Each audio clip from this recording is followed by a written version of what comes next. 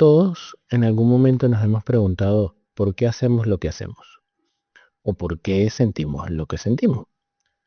Hoy desglosemos un poquito la ciencia que intenta responder eso, la psicología. Vamos a darle un poco de orden a lo que hemos visto previamente en clase, vamos a repasar algunas ideas y vamos a pasar a asignar la actividad evaluatoria. Es bastante sencilla la presentación, es un video corto y agradezco la mayor atención y la colaboración. Primero, debemos entender qué es la psicología. La psicología proviene de la mezcla de dos raíces griegas, las palabras psique, que significa alma y mente, y la palabra logos, que significa estudio. La psicología no es solamente leer la mente o dar consejos, es el estudio científico del comportamiento y los procesos mentales. Veremos entonces cuáles fueron sus orígenes desde los rituales antiguos hasta lo que hoy conocemos como neurociencia. Y entonces empezamos. Antes de los laboratorios, todo era mitología. Todo era mitología. Todo se atribuía a los dioses, todo se atribuía a lo místico, y la explicación que siempre da la humanidad al momento de no entender un fenómeno es mágico-religiosa. Es en este momento donde se entendía que la locura era igual al castigo divino.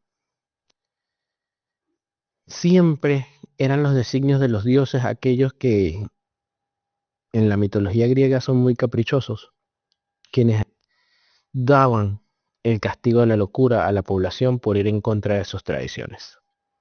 Pero aquí hay algo muy importante, que es Hipócrates y su tratado sobre la enfermedad sagrada. En el siglo V a.C., él desafió la idea de que la epilepsia era una posesión demoníaca o un castigo divino.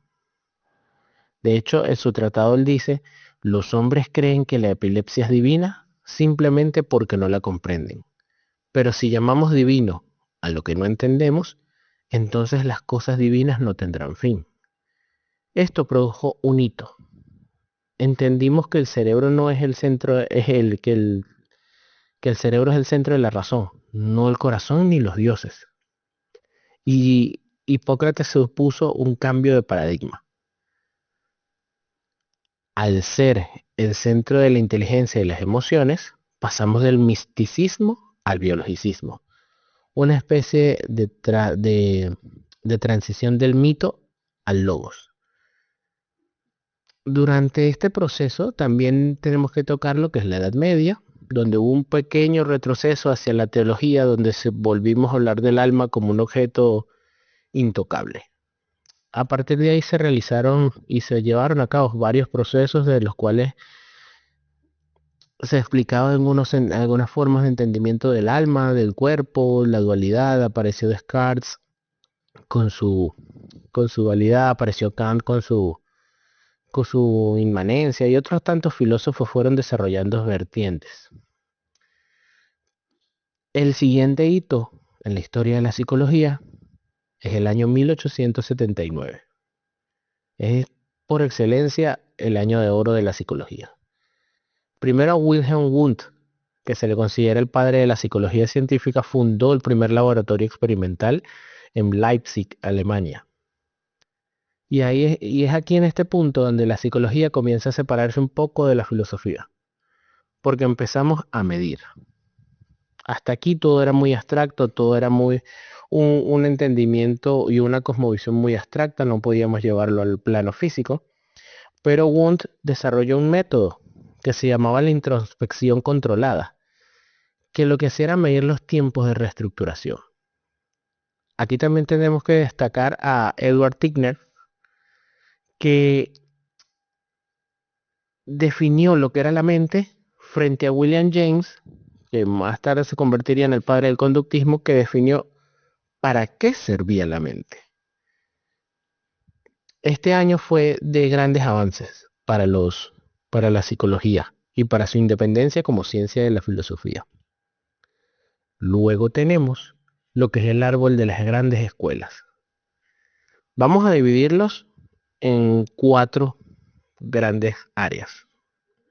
El psicoanálisis, con Sigmund Freud, que puso el foco en el inconsciente, en los traumas infantiles, en los sueños, y le dio una estructura a la mente, el ello-yo y el super-yo.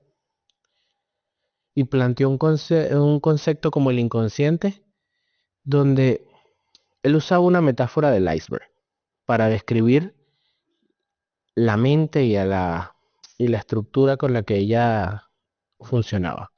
Él decía que lo que vemos nosotros, lo observable en nuestra vida diaria, es la conducta, pero debajo del agua está todo lo reprimido, los traumas infantiles, los impulsos. Eso es lo que vendría a ser el ello-yo y el super-yo. Acuérdense de la figura del iceberg. Es un trozo de hielo que nosotros vemos en el océano, pero muy por debajo es muy profundo dentro dentro de lo que es el mar. Muy bien, la segunda escuela que encontramos es el conductismo. Aquí te aparecen Watson y Skinner. El padre de todos ellos es William James, que fue el primero que explicó para qué servía la mente. Y ellos se basaron en una filosofía de Locke, de la tabula rasa, donde nosotros lo que hacemos es responder a los estímulos. Y el concepto básico de ellos fue, si no se ve, no existe. Y solo se centraron en la conducta observable. Entonces, el estímulo generaba una respuesta, es decir, estímulo igual a respuesta. Más adelante añadieron refuerzos y castigos. Esta es la psicología del entrenamiento. Es la ecuación que nosotros repasamos en clase. Es la forma en la que se describe el aprendizaje de las conductas más básicas. Recuérdense lo que yo les decía, el experimento de los perros de Pavlov. Pavlov empezó a explicar que la salivación de los perros podía ser condicionada por una campana, a través de la cual él les presentaba la comida. Y al final él condicionó o logró que los perros asociaran el sonido de la salivación de sus glándulas con el sonido de la campana, pues esperaban de una vez la comida. La otra escuela que vamos a ver es el humanismo. Aquí hablamos como de un concepto de tercera fuerza. Como Maslow y Rogers, como autores principales, reaccionaron ante lo que era el pesimismo de Freud, porque Freud planteaba una teoría un poco más tétrica en cuanto al destino de la humanidad y la personalidad y la forma en la que hablábamos. Y Skinner era demasiado frío, era demasiado inhumano, ¿vale? Y a partir de aquí ellos pusieron el foco en otros temas, como la libertad, los valores, la autorrealización. Hablaron del libre albedrío, el potencial humano. Y mencionaron las necesidades. Y es aquí donde vamos a encontrar, por ejemplo, la pirámide de Maslow, que fue lo último que discutimos en clase. En otra área de este árbol, otra de las escuelas, de las primeras escuelas que se formaron, fue la Gestalt, formada por Kohler y Wertheimer. Su concepto principal era que el todo es más que la suma de las partes. Él vino a cambiar la forma en la que nosotros mirábamos la mente. En lugar de verla como segmentos, empezamos a verlo de una manera más holística, completa. Y empezó a hablar de las leyes de la percepción, que no es más que cómo percibimos la realidad a través de leyes organizativas mentales. Es decir, nuestro cerebro organiza la forma en la que ve la realidad y en la que la entiende. ¿En qué estamos actualmente? Estamos actualmente en el paradigma biopsicosocial.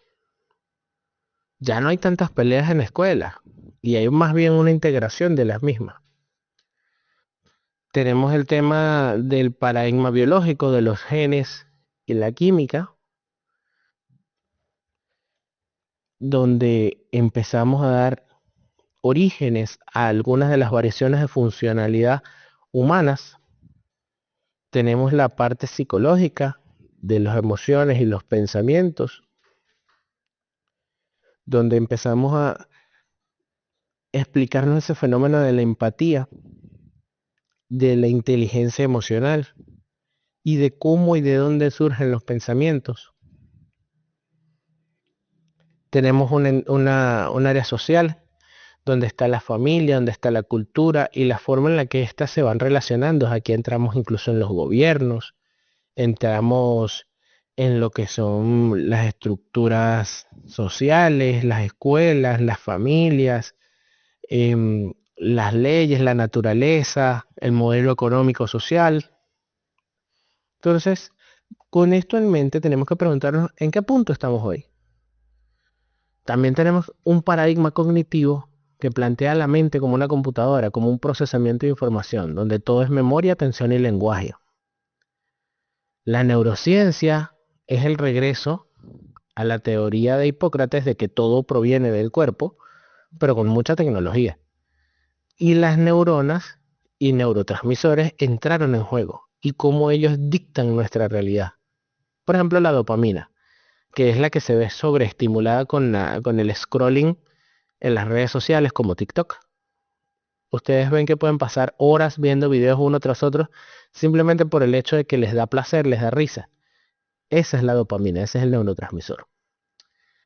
Entonces, ¿cuál fue la conclusión moderna? Este modelo biopsicosocial dice, no solo somos genes, no solamente somos crianza, ni tampoco somos solamente sociedad.